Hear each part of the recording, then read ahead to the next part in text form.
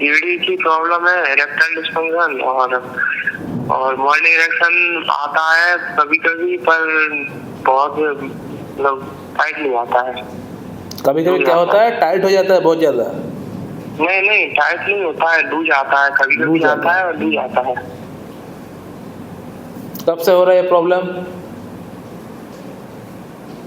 जी कम 6-7 महीने से। और क्या प्रॉब्लम है आपको?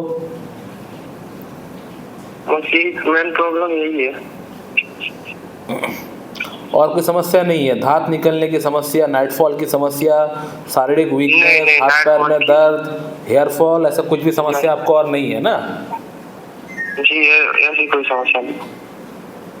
अच्छा, नमस्कार दोस्तों, अभी आपने पेशेंट का जो बात सुना, इस पेशेंट को इरेक्टाइल डिस्फंक्शन, प्रीमैच्योर इजैकुलेशन की प्रॉब्लम है and I am prescribing sulphur on the basis of totality के बेस पे मैं इस पेशेंट को सल्फर प्रिस्क्राइब कर रहा हूँ 0/1, 2, 3, 4 for the first 2 month twice daily. Sulphur क्यों प्रिस्क्राइब कर रहा हूँ? सल्फर प्रिस्क्राइब करने का पीछे 3-4 प्रमुख कारण है। नंबर 1, पेशेंट इज हॉट, इनको गर्मी बर्दाश्त नहीं होता है। सेकेंड, पसीना आता है, पसीने से दुर्गंध होता है।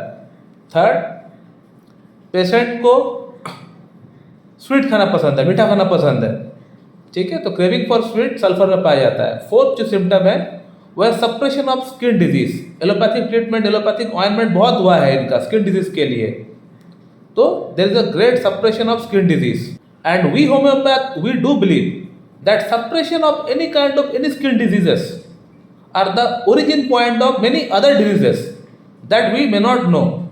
हम लोग को पता नहीं होता है, हमें रोग और बहुत सारे उत्पन्न हो जाता है सप्रेशन ऑफ स्किन डिजीज के कारण से। हम जो एलोपैथिक ट्रीटमेंट करा लेते हैं, एलोपैथिक डॉक्टर क्या करते हैं, सप्रेशन कर देते हैं, दबा देते हैं स्किन के अंदर, उसको वहीं पे दबा के छोड़ देते हैं, उसको बाहर निकालते नहीं है।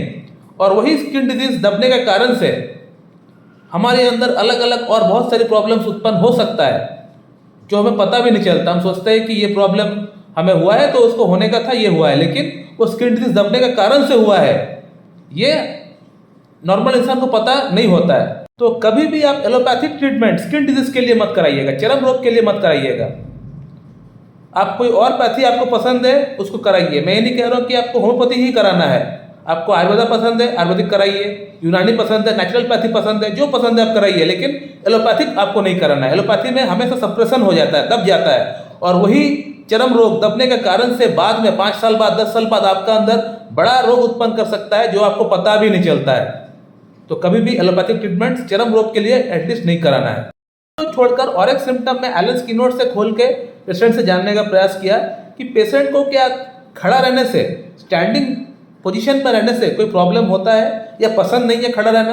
तो पेशेंट ने बताया, जी हाँ डॉक्टर साहब, मुझे खड़ा रहना पसंद नहीं है, क्योंकि सल्फर का जो पेशेंट है, कहीं बैंक पे गए हो तो वो दीवार ढूंढता है सपोर्ट लेने के लिए, या किसी का कंधा ढूंढता है हाथ रखने के लिए। तो सल्फर का जो पेशेंट होता है वो खड़ा रह नहीं सकता है। मैं आपको दिखाऊंगा एलन स्किनोड में।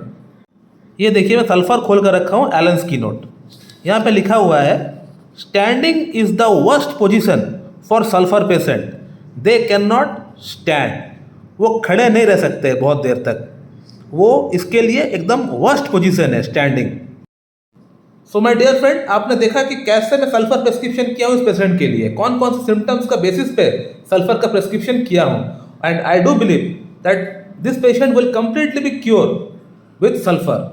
मैं 2 महीने बाद आपका पेशेंट का स्क्रीनशॉट दिखाऊंगा, फीडबैक दिखाऊंगा, कितना % इंप्रूवमेंट हुआ है।